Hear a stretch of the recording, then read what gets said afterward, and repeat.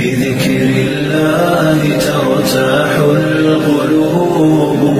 وتنزاح المتاعب والكروب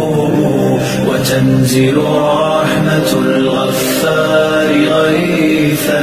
به تمحى المعاصي والذنوب وتنفتح البصائر بعد غيب فتنكشف الغياهب والغيوب وينسى ظلم من ظلموا وتشفى جراح في الفؤاد لها ندوب وتطوى ذكريات كالحات